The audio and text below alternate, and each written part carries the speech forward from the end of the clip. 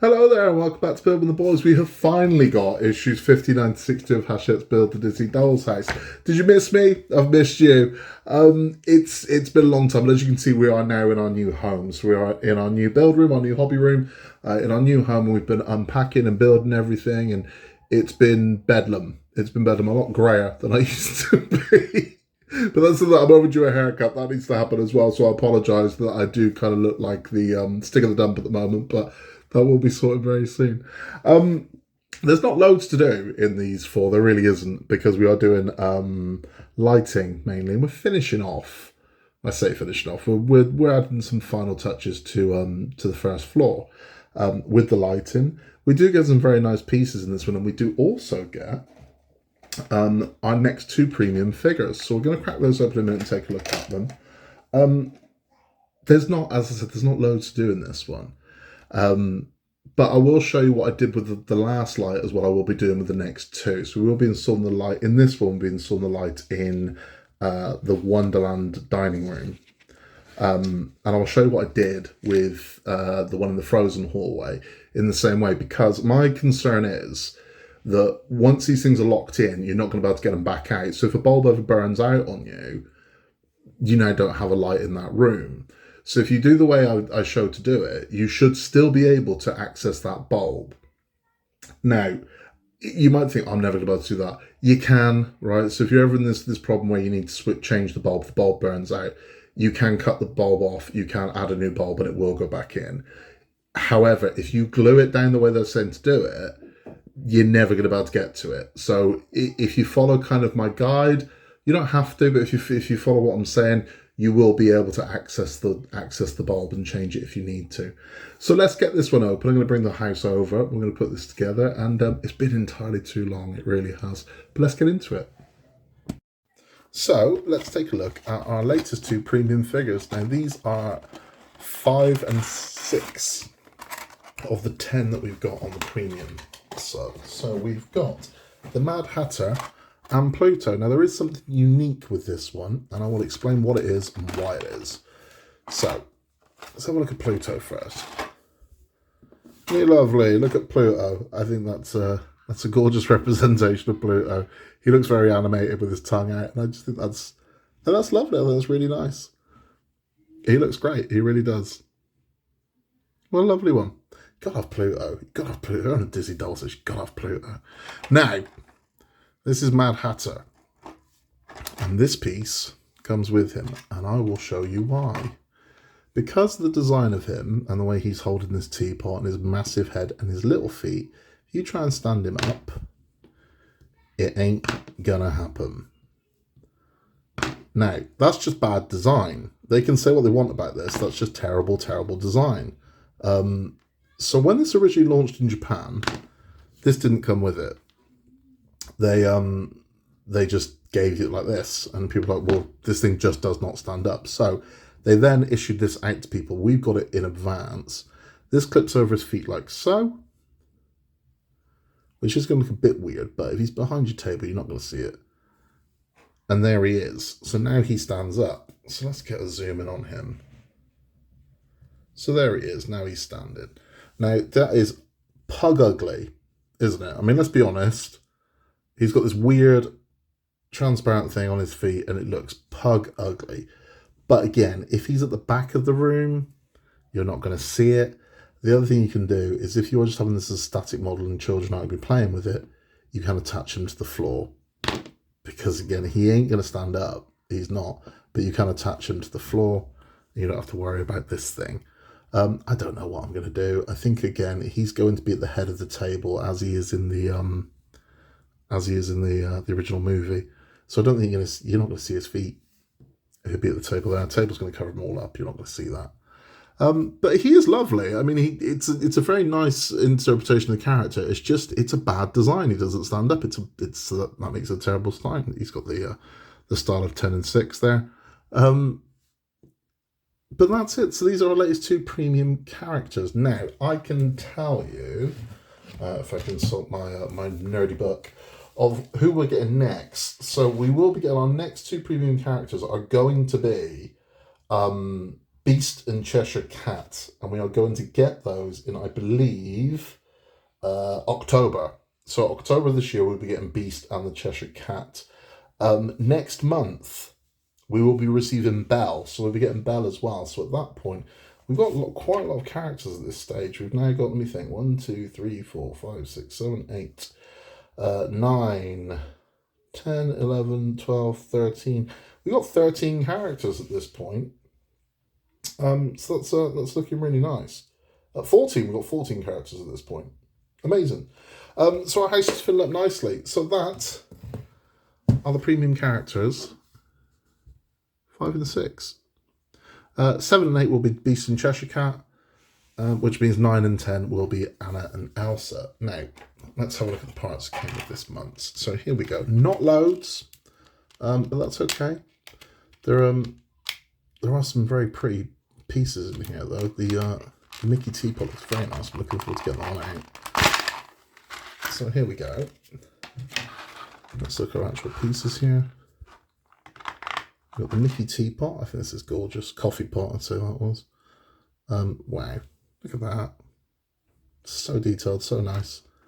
And what do we have here? We have some plates, some saucers,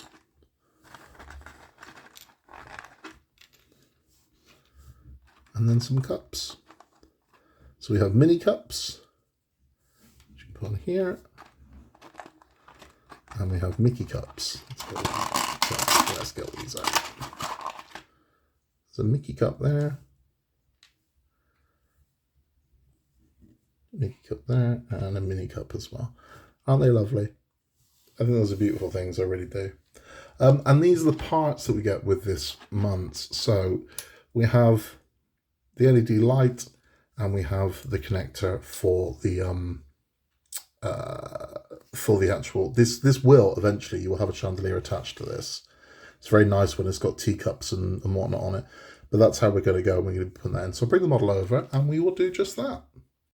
So this is the section we're working on. What we're going to do is we're going to take our bulb. Now they do ask you to put sticker number 3 on first, but like I did last month, we're not going to do that because it makes no sense then trying to thread the sticker through and risk knocking it off. We're going to put it on after. So what we're going to do first is we're going to take our bulb, and that's going to sit in there like so. And then we're going to take this part of our, let's try this way, as we'll hold it. There we go. So our bulb's going to sit in like so. So that's where you need it to be. Push that down. And then we're going to take this section here, marry the pair together, and there we have it. So you will have some protrusion of the bulb on this one, and that's because this one has a much larger chandelier, which we will be getting soon. Right, so now we're going to thread the cable from the bottom through here. Before we do that, we are going to clear this section here. Just make sure this is clear of swarf. I think it is, but I'm just going to make sure, just give it a quick drift round with my scalpel. I think we're fine. Yeah, okay. So now we're going to thread our wire through the bottom, come all the way up.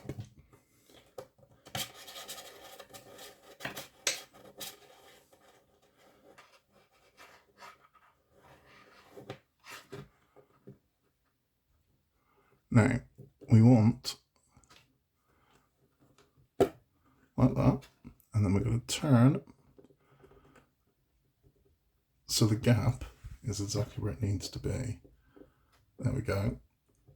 So you'll have this gap here for the wire that can now trail all the way through and down the back. Before we do that, our last piece of business is to take our sticker,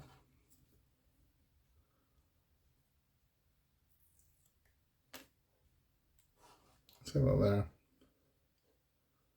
pop that just there like so, fold it around, join it together, and then we'll be happy.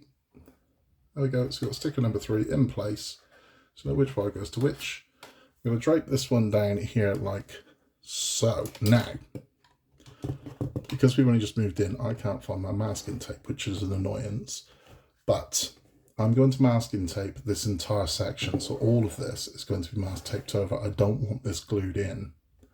I want this free from glue. I do not want this glued to the floor, much like we've done on this one. And the reason why is because, again, it means that you can still access this from below. So you could take this out and pull through because it's not glued the wire in place. The wire's still got the freedom to move. So if you ever do need to change the bulb, you can. But I will find my masking tape. I'll masking tape that all in place. This is it from underneath. So there we're looking there. And we are done. That's it. That is all there is to do in stage 59. Let's have a chat. So there we have it, nice and simple. I mean, a nice one to ease back into this, I suppose. Very easily done. And the reason why I'm saying about the tape, I just don't want my wires glued to the floor. Because what would drive me insane is if one of these bulbs burns out, be it 10 years from now. These LEDs last a long bloody time, they do. But if one of those LEDs was to burn out, it would bother the hell out of me. Now, there are solutions to that. You could get battery-powered doll's house lighting to go in there. But I don't want that. I want the original chandeliers and all of that. That's what I want. So I'm just trying to future-proof this in case you ever need to change the bulb. Hopefully we won't, but if you ever need to, you can if you do it this way. That's my point. It's to keep a kind of loose channel for the wire. So the wire's held in place firm. It's not going anywhere. But we've just made sure we haven't glued the wire down to the board. So if we ever need to turn and pull some slack through so we can change the bulb, we can. And that's what I'm advising there. I hope you've all had a fantastic Easter weekend. Thank you for your patience. It's as I said, it's been a while. But we are right back where we needed to be now. Thank you for lovely messages I was sent about good luck in new home, good luck with the move. It's very much appreciated. It really was. We will be back very, very, very soon with issue 60. 60, that means we are halfway there. We are 50% of our journey done. Can you believe it? I can't. But we'll be talking about that in the next one, where we will be adding our final ceiling to floor 1. And then we are pretty much, structure-wise, we are pretty much complete with floor 1, with the exception of the windows in Alice's kitchen, which aren't coming for ages. You're not getting those until like the 70s. But it's looking nice. It's looking good, right? And we're going to see all this lit up by the end of this issue as well, which is going to be a beautiful, beautiful thing. Tune in for that one. In a world where you can be anything at all, just be nice. Please remember to like and subscribe, and I will catch you very soon for issue 60, our halfway there special. I'll catch you then.